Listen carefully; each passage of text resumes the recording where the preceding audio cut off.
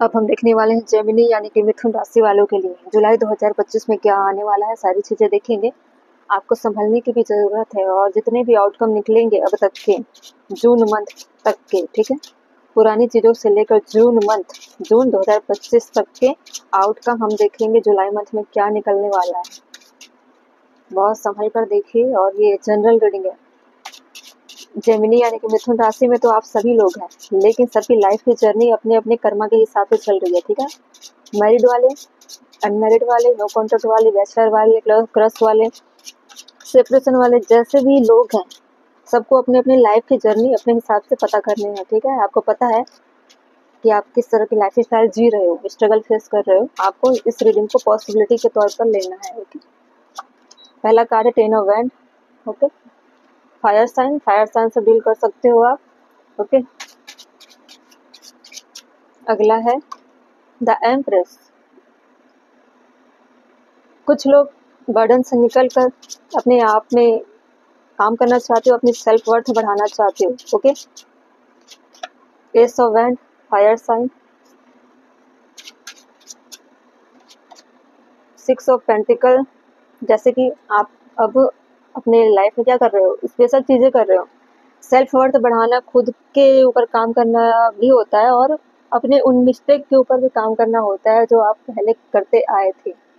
अब आप कैसे बन रहे हो, इक्वल गिव एंड टेक करना चाहते हो, ठीक है। एक एम्प्रेस की क्वालिटी कैसे होती है, वो सभी के लिए इक्वली सोचती है, सेल्फिश नहीं बनती है। ये सारी चीज़ें आप के ऊपर अप्लाई भी होती है जो मेल है, जेंडर वाइज नहीं होती है ये रीडिंग टैरो की। दर्शन का कार्ड, इसको मैं ऐसे डिस्प्ले नहीं करूँगी क्योंकि इसके पिक्चर थोड़े से अच्छे नहीं है, यूट्यूब के गाइडलाइंस के खिलाफ होते हैं कुछ पिक्चर्स, ठीक है। आपको पहचानना है। ये दर्शन का कार्ड है, मतलब जेमिनी मिथुन राशि, आपकी लाइफ में बहुत सारी अच्छी चीज़ें भी आ रही है और बहुत सारी चीज़ें आप खुद सुधार रहे हो। बॉटम ऑफ द डे का द हाई प्रिस्टेस, आपकी इंट्यूशन काफ़ी हाई हो रही है और ये सारी चीज़ें बदलाव अगर आई भी है, सेल्फ लव सेल्फ वर्थ आप बढ़ा रहे हो, इक्वल गिव एंड टेक करने वाली कंडीशन में आ चुके हो, तो कहीं ना कहीं आप खुद के अंदर काम भी कर रहे थे। वो काम कैसा होगा, हीलिंग का काम हो सकता है, सेल्फ लव कर रहे हो, चीज़ों को रिलीज कर रहे हो, काफ़ी पैशनेट होते हुए आगे बढ़ रहे हो, ठीक है। एक लीडरशिप क्वालिटी रखने वाले जोन में हो। पहले क्या कर रहे थे, चीज़ों से भाग रहे थे, डर रहे थे, चैलेंज को फेस नहीं करते थे, इक्वल गिव एंड टेक आप करते ही नहीं थे, आपको पता ही नहीं चलता था कहाँ इक्वल गिव एंड टेक करनी है। 10 ऑफ वैंड क्या है, प्रेजेंट। क्या कर रहे हो, पहले क्या कर रहे थे, परेशानी आती थी तो भाग जाते थे, परेशानियों से इग्नोर करते थे, ठीक है।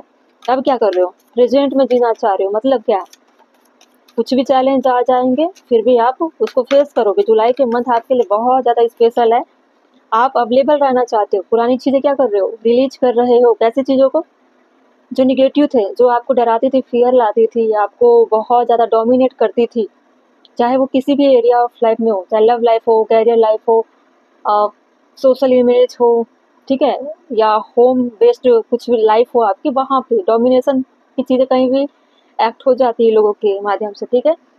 आप फैमिली के साथ भी रहते थे तो कहीं ना कहीं निगेटिविटी भी आपके अंदर आती थी।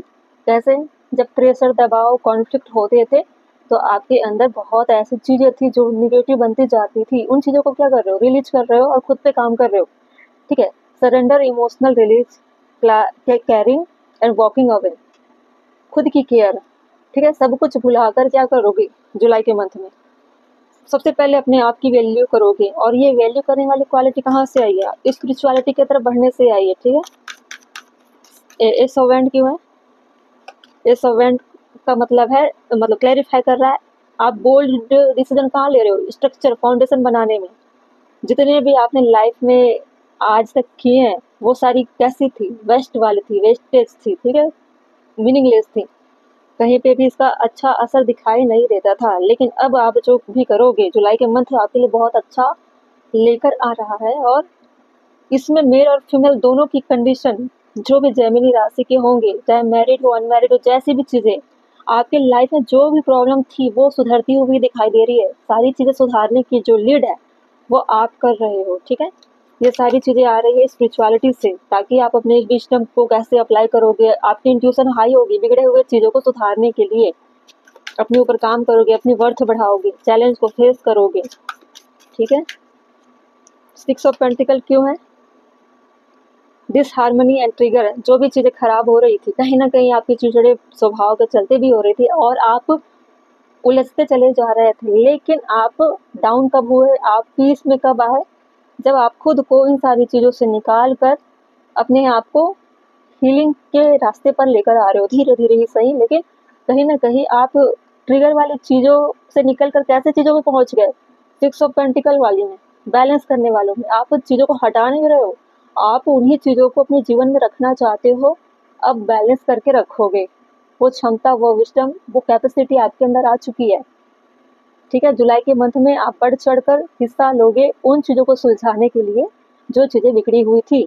पहले कैसा था रिश्ता? आपका लव लाइफ भी खराब था, आपका मैरिज लाइफ भी खराब था, आपके पेरेंट्स के साथ आर्ग्यूमेंट आए दिन होते रहते थे, आप किसी से भी तरीके से बात नहीं करते थे, ना लोगों का रिस्पॉन्स आपके साइड अच्छा मिलता था। कैसा मिलता था पहले? Conflict, competition, argument, harsh communication, इस तरह की चीज़ें थी। अब ये सारी चीज़ें कहाँ गई?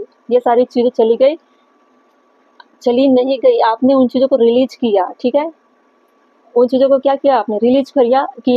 रिलीज किया और द एम्प्रेस की क्वालिटी में आप आ गए। आपको इतना पता चल चुका है कि हम चीज़ों से भाग नहीं सकते, टाल नहीं सकते। आप दिमाग से हटा दोगे चीज़ों को, लेकिन टाला नहीं जा सकता। जो भी किया हुआ कर्म है वो जीवन में बना रहता ही है, पीछा करता ही रहता है। इसलिए आपको ये सारी चेतना, ये सारा ज्ञान, ये सारी चीज़ें पता चल रही है जब आप स्पिरिचुअलिटी की तरफ बढ़ रहे हो।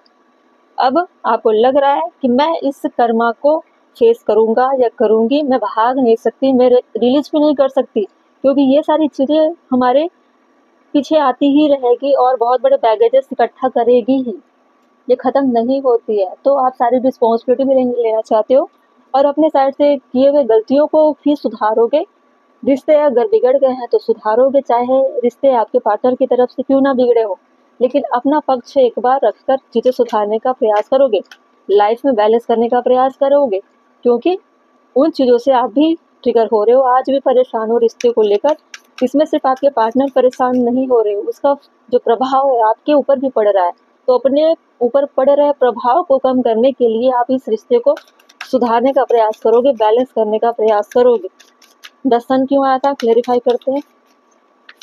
10 सन में आया है इल्यूजन, कंफ्यूजन। पहले तो थे not seeing clarity, escape, addiction and fantasy. जैसा रिश्ता आप समझ रहे थे पहले, या आपका रिश्ता बहुत ही अट्रैक्शन से ही मिला था, जुड़ा था, एक डिजायर वाली चीज़ें थी, लव वाली चीज़ें नहीं थी।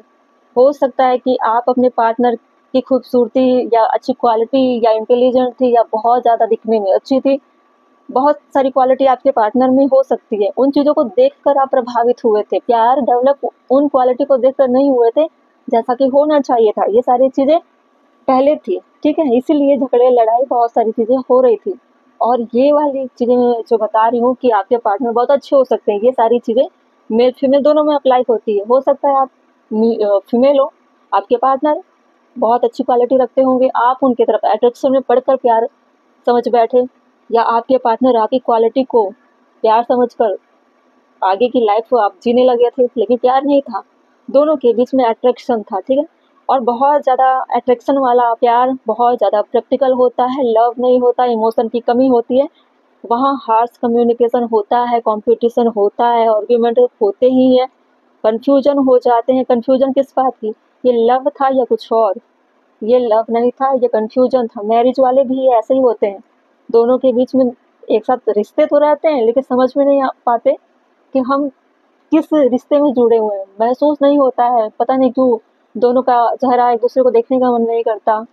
तो ऐसी भी कंडीशन होती है। प्यार और लव और अट्रैक्शन, लव और अट्रैक्शन दोनों में मीनिंग समझना आजकल के ज़माने में बहुत मुश्किल हो जाता है। ठीक है, आप हो सकता है फायर साइन, अर्थ साइन से ज़्यादा डील कर रहे होंगे। ठीक है, अभी आपकी जो कंडीशन में देख रही हूँ, चीज़ों को अच्छा बनाने के लिए हायर सेल्फ में ऐसे भी चीज़ें ठीक होने वाली है। द हाई प्रीस्टेस और हायर सेल्फ वाली चीज़ें अब जनरेट हो रही है, सारी चीज़ें अच्छी हो रही है, सिर्फ स्पिरिचुअल पाथ पर जाकर हो रही है। ठीक है, बहुत कुछ इस रिश्ते से आप सीख रहे हो, लव लाइफ में हो तो भी बहुत सारी चीज़ें आप सीख रहे हो, स्पिरिचुअलिटी में आकर ही आप बहुत कुछ गेन कर चुके हो, आप बिल्डअप कर रहे हो उस फाउंडेशन को जो रिश्तों की नीड होनी चाहिए थी। ठीक है, कोई भी रिश्ता बिना फाउंडेशन, बिना अच्छा ग्राउंड का नहीं बन सकता। बैलेंस कैसे लाओगे? रिश्तों में बैलेंस तभी आएगी ना जब उसका स्ट्रक्चर, उसका पर्पस, उसकी मीनिंग सही हो। ठीक है, शादी का मतलब होता क्या है इसकी मीनिंग समझो, लव का मतलब होता क्या है इसकी मीनिंग समझोगे। ये सारी चीजें आप समझ रहे हो। जब आप हाई प्रिस्टेस की क्वालिटी में आ रहे हो, इस क्वालिटी में मेल भी हो सकती है, इस क्वालिटी में फीमेल भी हो सकती है। ठीक, दोनों की कंडीशन अच्छी है। टोटल जेमिनी आप बहुत अच्छे कंडीशन में हो, प्रोग्रेस में हो, और जुलाई का मंथ आपके लिए बहुत कुछ लेकर आ रहा है। ठीक है, जो चीज़ आपने खोया है वो सारी चीज़ें आप खुद अपने आप से हासिल करोगे, अपने ही चीज़ों से हासिल करोगे, आप खुद उसे लेकर आओगे खोई हुई चीज़ों को। ओके, जय मिनी।